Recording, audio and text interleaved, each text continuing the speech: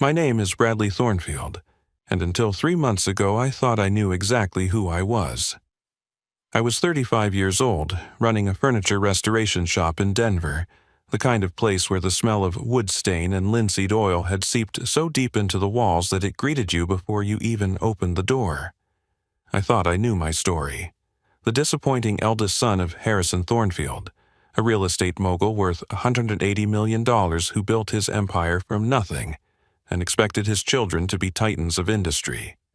Instead, he got me, a man who chose sawdust under his fingernails over stock portfolios, who found more joy in bringing a broken Victorian armchair back to life than in any boardroom deal. But everything I thought I knew shattered the night Harrison slapped me across the face at his 70th birthday party in front of 200 guests. The crack of his palm against my cheek echoed through his Aspen Estates grand ballroom like a judge's gavel delivering a life sentence. "You're a disgrace to the family name," he announced, his voice carrying to every corner of that massive room with its vaulted ceilings and crystal chandeliers. "I'm removing you from the will. Every penny of the $180 million goes to Preston and Cordelia. You get nothing." The phones came out immediately. My cousin Dennis was live-streaming before Harrison's hand even left my face. My other relatives, business associates, even the catering staff, they all had their cameras trained on me like I was some exotic animal in a zoo, experiencing a breakdown for their entertainment. The videos were online within minutes. "Billionaire disinherits son at birthday party" became the top trending topic that night. My humiliation was packaged, shared, and consumed by millions of strangers who would never know what led to that moment. Harrison Thornfield stands 6'2", with silver hair that he keeps perfectly styled even at 70.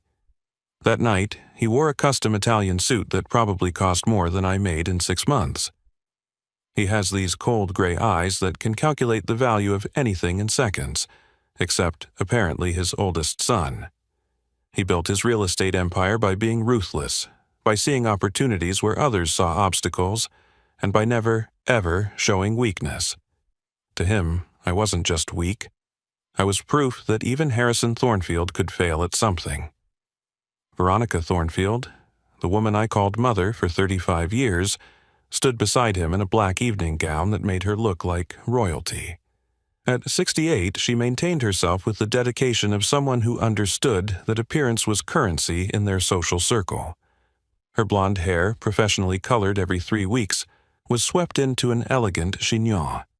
She had this way of smiling that never quite reached her eyes, especially when she looked at me. That night, as Harrison's hand connected with my face, I saw something flicker across her expression. Was it guilt, fear, or just disappointment that her husband was making a scene? The truth about that night, about everything that led to it and everything that came after, starts with understanding that families keep secrets. Some secrets are small, like the affair Harrison had 15 years ago that Veronica pretended not to know about. Some are medium-sized, like my brother Preston's gambling problem that mysteriously disappeared after a large sum vanished from one of Harrison's development funds. But some secrets are so massive, so fundamental, that they reshape reality itself. My secret, the one I didn't even know existed, was that Bradley Thornfield was never real. I was Jacob Carlisle, stolen from a park in Portland when I was 6 months old, raised by people who knew they were living a lie every single day for 35 years. Every birthday cake, every Christmas morning, every family photo was built on the foundation of a kidnapping that destroyed my biological parents' lives while creating the fiction of mine. The morning after Harrison's party, 3 lawyers knocked on my apartment door. Judith Blackstone, Arthur Reeves, and Calvin Park didn't look like angels of revelation, but that's exactly what they were. "We represent your biological father," Judith said, her voice gentle but certain. "Magnus Carlisle has been searching for his kidnapped son for 35 years. Calvin opened a briefcase and pulled out a file that contained my real life, the one that was stolen from me before I could even form memories.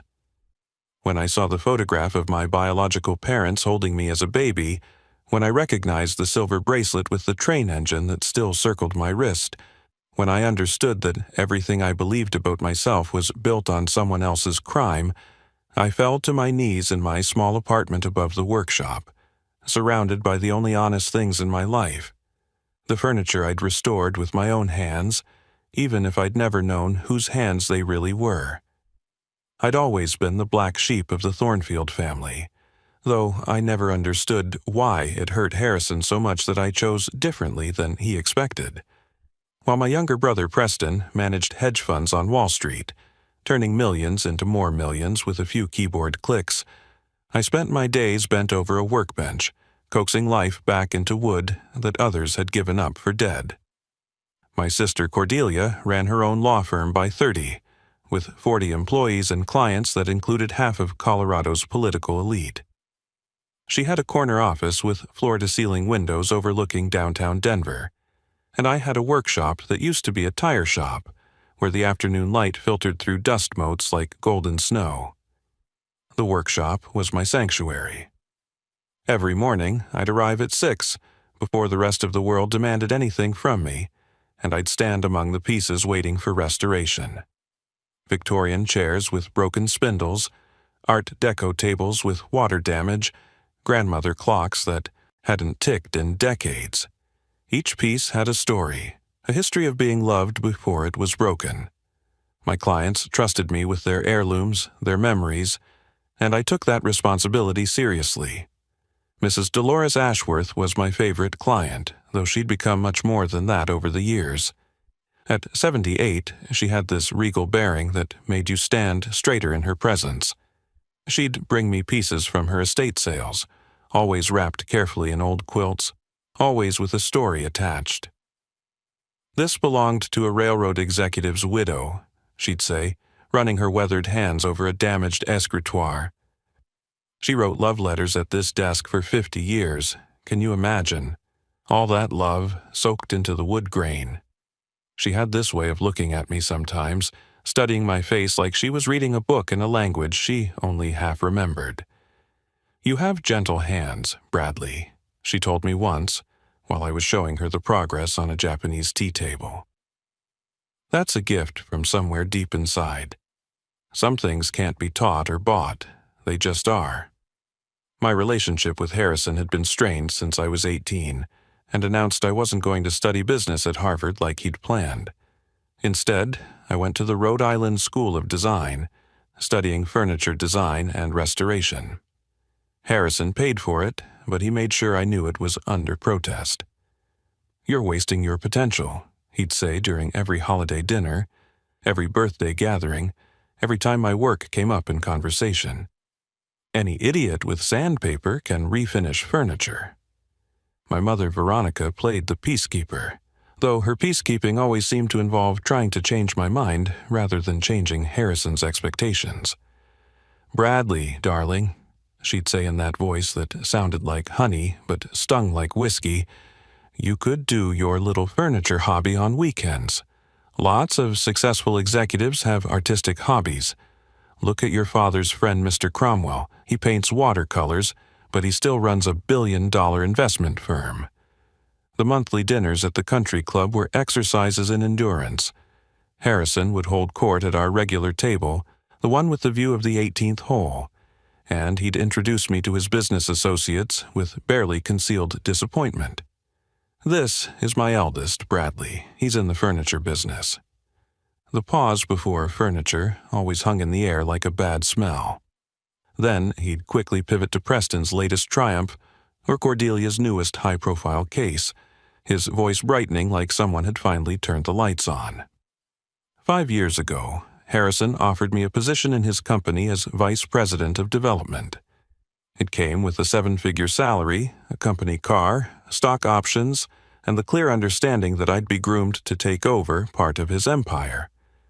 I turned it down on a Tuesday afternoon in his office, watching his face cycle through disbelief, rage, and finally a cold dismissal that never quite thawed after that day. "You're choosing poverty," he said, his voice flat and matter-of-fact. You're choosing to be nobody when you could be somebody." "I'm choosing to be myself," I replied, though even then, I didn't know how ironic those words would become. Uncle Theodore, Harrison's younger brother, was the only one who understood. He was a professor of philosophy at the University of Colorado, which Harrison considered another waste of the Thornfield genes. "Brad, you know what your father's problem is?" Theodore told me once after a particularly tense family dinner. "He can't conceive of success that doesn't come with a dollar sign attached. But you and I know better. We know that meaning isn't measured in square footage or stock portfolios." The morning of Harrison's 70th birthday party, I felt optimistic for the first time in years. I'd spent 3 months restoring a piece that mattered, something I thought might finally bridge the gap between us. It was a 1920s mahogany desk that had belonged to Harrison's father, my grandfather, though now I know that was just another lie in the tapestry of fiction that was my life as Bradley Thornfield. The party was held at Harrison's estate in Aspen, a massive mountain lodge that looked like something architectural magazines feature when they want to show how the ultra-wealthy interpret rustic charm. 20,000 square feet of imported stone and reclaimed timber, with windows that turned the Colorado mountains into living paintings. 200 guests had gathered to celebrate Harrison Thornfield's 70th birthday, and the parking area looked like a luxury car showroom. I parked my beaten Ford pickup between a Bentley and a Tesla, the mahogany desk wrapped in moving blankets in the truck bed. I arrived early specifically to set up the desk in his study as a surprise. The house staff knew me well enough to let me in through the service entrance without questions. They'd watched this family's dysfunction long enough to stay out of our drama. I spent an hour positioning the desk exactly where his old one sat, adjusting the leather inlay to catch the light from the window just right. This desk had taken me 3 months to restore, finding period-appropriate hardware, matching the original wood stain through dozens of attempts, replacing the leather with identical grain patterns. It was possibly my best work. The party started at 6, and by 7, Harrison was in his element. He stood in the center of the main hall, a glass of 30-year-old scotch in his hand, surrounded by admirers and business associates who laughed at his jokes like their contracts depended on it. Preston worked the room's east side, discussing cryptocurrency and market volatility with a group of investors. Cordelia held court near the fireplace, charming a state senator who was clearly interested in more than her legal opinions. I kept to the edges of the party, finding comfort in conversation, with Uncle Theodore, who looked as out of place as I felt despite his expensive suit. "You clean up nice, Brad," he said, clinking his beer against mine. We were the only two drinking beer at a party where the champagne cost more per bottle than most people's car payments. "The shop's been good," I told him, genuinely happy to share something positive. "I just landed a contract with the Denver History Museum. They want me to restore an entire collection of Gold Rush-era furniture." Theodore's eyes lit up. "That's fantastic. Real cultural preservation work. You should be proud." That's when Harrison's voice boomed across the room, cutting through every conversation like a blade. "Bradley, come here, son. Tell everyone about your little hobby shop." The condescension in his voice was thick enough to choke on. Every head in the room turned toward me. I saw phones already coming out, the socialites sensing drama the way sharks smell blood in the water. My cousin Dennis had his phone up and recording before I'd even taken my first step toward Harrison. Nadine positioned herself for a better angle. Even Mr. Cromwell, Harrison's closest business partner, had his phone discreetly raised. The crowd parted as I walked through, their faces showing that mixture of sympathy and anticipation that people wear when they're about to witness a car crash. Harrison stood in the center of his admirers like a king holding court, his gray eyes locked on mine with an expression I'd seen before. It was the same look he wore when he was about to destroy a business competitor. "Actually, Dad, I wanted to show you something," I started, trying to keep my voice steady and redirect the conversation. "I have a gift in your study that I think you'll appreciate." "A gift?" Harrison laughed, the sound sharp and mocking. The Scotch had loosened his usual control, but his cruelty was laser-focused. What could you possibly give me that I couldn't buy myself 10 times over? Another dusty chair? A refinished table? Perhaps a quaint little bookshelf? The crowd chuckled uncomfortably. Some looked away, but most kept watching. This was better entertainment than anything Harrison's money had provided so far. "You know what your real gift to me could be?" Harrison continued, his voice rising with each word. Finally acting like a Thornfield. Finally showing some ambition instead of playing with sawdust like a child. "Do you have any idea what people say about you? About me? Harrison Thornfield's son, the carpenter. Like you're some kind of biblical character instead of a businessman." "I'm not playing, Dad. I run a legitimate business that preserves historical artifacts. I have employees, contracts, a reputation built on quality work." "A business?" Harrison's face turned an alarming shade of red. "You call that a business? You make less in a year than Preston makes in a month. You make less than Cordelia bills in a week. You're 35 years old, unmarried, no children, living in a converted loft above a workshop that smells like turpentine and failure." "Harrison, please." My mother, Veronica, tried to intervene, reaching for his arm, but he yanked it away from her touch. "No, Veronica. I'm done pretending. Done hoping he'll change, done lying to our friends that Bradley is just finding himself." He turned back to me, his eyes cold as winter granite. "You want to know what I really think?" The slap came without warning. I drove through the Colorado night with my face still burning from Harrison's slap, the mountain roads blurring through tears I refused to let fall. The mahogany desk remained in my truck bed, wrapped in blankets like a corpse, a monument to my foolish belief that craftsmanship could ever matter to a man who measured everything in dollar signs and market dominance. The 3-hour drive from Aspen to Denver felt like crossing between worlds, from Harrison's kingdom of crystal and marble to my realm of sawdust and honest work. My phone vibrated constantly on the passenger seat, the screen lighting up with notifications I didn't want to see. The videos were already viral. Dennis had titled his live stream, "Family Fortune Fumble, Billionaire Breaks Bad at Birthday."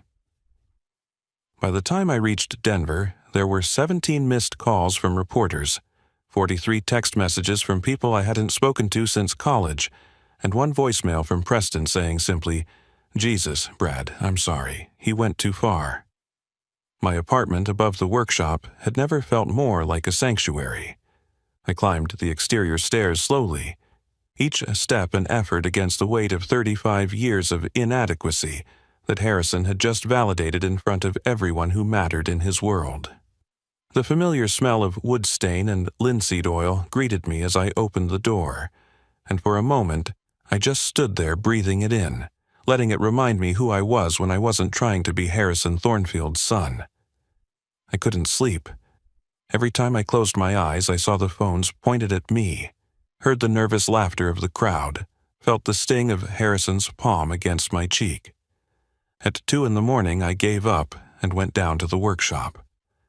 A half-finished rocking chair sat on my workbench, its curves waiting for the final sanding that would bring out the cherry wood's natural flame pattern. I ran my hands over it, feeling the grain, the spots that still needed attention, the potential waiting to be revealed. That's when the anger finally came. Not the hot, explosive rage that Harrison wielded like a weapon, but something colder, more focused. I was done. Done trying to earn approval from a man who saw my life's work as an embarrassment. Done defending choices that needed no defense. Done being a Thornfield if being a Thornfield meant crushing everything gentle and creative and meaningful in the pursuit of wealth. I pulled out a yellow legal pad and started writing. If Harrison wanted to cut me from his will, fine. I'd build something without his money, without his name, without his shadow looming over every decision. I wrote out a business plan that I'd been too afraid to pursue. Expansion into Santa Fe and Portland, partnerships with museums across the Southwest, an apprenticeship program for young craftspeople who deserved better than to be told their gifts were worthless. The loan applications would be brutal without the Thornfield name as collateral, but I had enough saved for a start. My credit was good. My reputation in the restoration community was solid. I could move somewhere where Harrison Thornfield was just another rich man, not the sun around which everyone orbited. At 6 in the morning, Mrs. Ashworth called. I almost didn't answer, but something in the persistence of her ring made me pick up. "Bradley, dear." Her voice was warm but urgent. I saw what happened. That horrible man. "Are you all right?" "I will be," I told her, and for the first time since the slap, I actually believed it. "I'm thinking about leaving Denver, starting fresh somewhere else." "Before you do anything drastic," she said, and there was something strange in her voice, a weight that hadn't been there in our previous conversations. "There's something I should tell you. I've known your family for 50 years, Bradley. I knew Harrison when he was building his first apartment complex, and I knew Veronica when she was desperate for a child after her third miscarriage." My hand tightened on the phone. "Mrs. Ashworth, what are you talking about?" "There are things about your father, about you, about how you came to be their son that never quite added up. The timeline, Bradley. You appeared in their lives when you were supposedly 2 years old, but there are no pictures of you before that. No birth announcement, no hospital records at Denver General where Veronica claims you were born. That doesn't mean anything. Maybe they lost the photos. Maybe the records were misplaced. Maybe," she said softly, "or maybe the reason you could never be the son Harrison wanted is because you were never meant to be his son at all. Promise me you'll be home this morning around 9. Trust me, Bradley, I've been waiting 35 years to right a terrible wrong, and I think the universe finally gave me the opening I needed." The knock came at exactly 9 in the morning. 3 measured raps that echoed through my apartment with an authority that made my coffee cup pause halfway to my lips. I set it down carefully, walked to the door, and opened it to find 3 people who looked like they'd stepped out of a corporate law firm's recruitment poster. The woman in front stood tall and composed, her silver-streaked black hair pulled into a perfect chignon, wearing a charcoal suit that probably cost more than my truck. The 2 men flanking her looked equally professional, one older with kind brown eyes behind wire-rimmed glasses, one younger holding a leather briefcase like it contained nuclear codes. "Bradley Thornfield?" the woman asked, though her tone suggested she already knew the answer. "Yes?" "My name is Judith Blackstone. I'm a senior partner at Blackstone Reeves and Associates. These are my colleagues, Mr. Arthur Reeves and Mr. Calvin Park. We represent your biological father. May we come in?" The words hit me like ice water. My biological father? There's some mistake. Harrison Thornfield is my father. I have a birth certificate, social security records, a whole life that says Harrison Thornfield is my father. "Mr. Thornfield," Judith said, her voice gentle but firm, "we represent Magnus Carlyle. He's been searching for his kidnapped son for 35 years. His son was taken from Laurelhurst Park in Portland when he was 6 months old. That son's name was Jacob Carlyle. 3 months ago, a DNA match from a genealogy website confirmed what Magnus has suspected for years. You are Jacob Carlyle." My legs felt disconnected from my body. "This is insane. You're telling me I was kidnapped? That Harrison and Veronica kidnapped me?" "May we come in?" Judith repeated. "This conversation shouldn't happen in a hallway, and what we have to show you will require you to sit down." I stepped aside numbly, watching as they entered with practiced efficiency. Calvin immediately set his briefcase on my coffee table and began extracting documents. Arthur moved to the window, positioning himself like this was some kind of security operation. Judith sat across from me, her posture perfect, her eyes sympathetic but determined. "Your biological father, Magnus Carlyle, wanted us to approach you carefully," she began, "especially after what happened last night at Harrison Thornfield's party. Yes, we saw the videos. Magnus has been monitoring your life for 3 months, ever since the DNA match came through. He needed to be absolutely certain before destroying the life you've known. Calvin opened a manila folder and pulled out a photograph, sliding it across the coffee table toward me. This was taken 6 weeks before you were kidnapped. The photo showed a young couple in a park, the man tall with dark hair and green eyes that looked exactly like mine, holding a baby while a woman with my nose and my jawline laughed at something outside the frame. But it was the baby that made my breath catch. Around his tiny wrist was a silver bracelet with an engraved train engine. I looked down at my own wrist, where the same bracelet had sat for 35 years. Harrison had told me it was a Thornfield family heirloom, passed down from his father. I'd worn it every day, this piece of my heritage, this connection to my grandfather. "That's not possible," I whispered, but even as I said it, pieces were sliding into place. Why there were no photos of me before age 2. Why I looked nothing like Harrison's sharp features or Veronica's delicate bone structure. Why extended family members sometimes did double takes when they saw me. Why Uncle Theodore always looked at me with that strange expression, like he was seeing a ghost. Calvin pulled out another document. This is the police report from June 15, 1990. Jacob Carlisle, 6 months old, was taken from his stroller while his nanny was distracted by a woman asking for directions. The nanny, Maria Santos, gave a description of the woman that, when age progressed, bears a remarkable resemblance to Veronica Thornfield. "The nanny died 15 years ago," Arthur added quietly, "but she left a confession with her priest.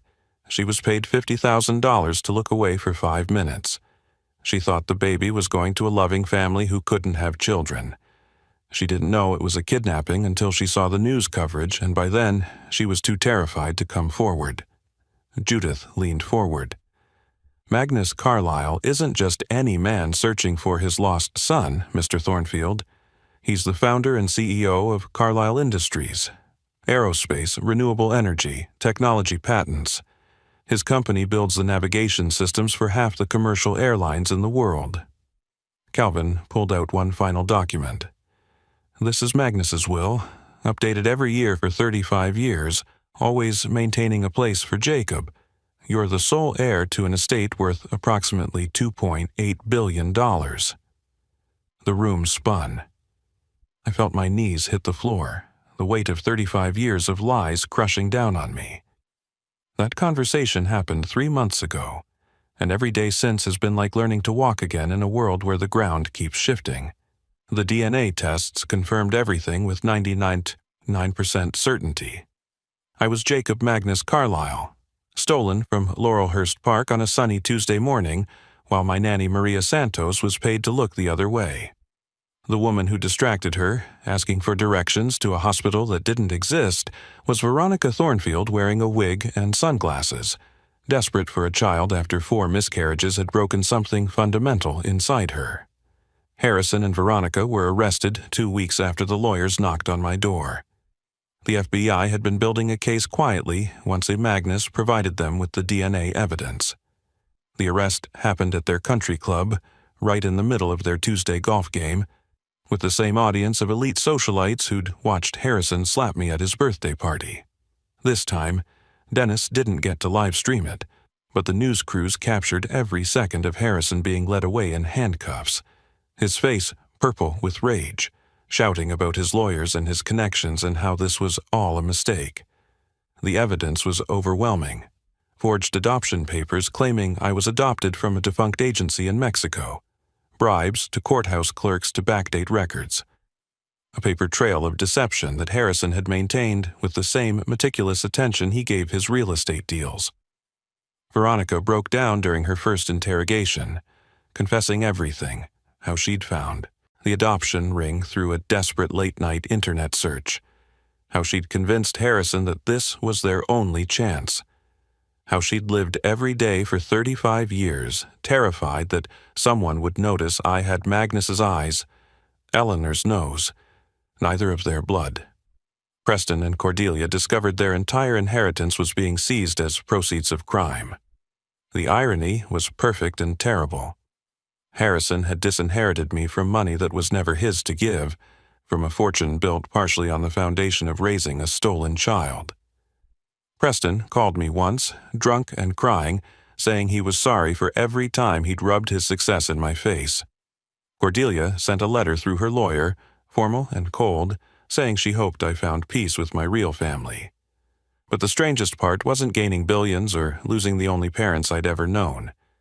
It was meeting Magnus for the first time. After the lawyers showed me the evidence, I walked downstairs to find him standing beside a black sedan. This tall, silver-haired man who looked like me aged 35 years into the future. He didn't try to hug me.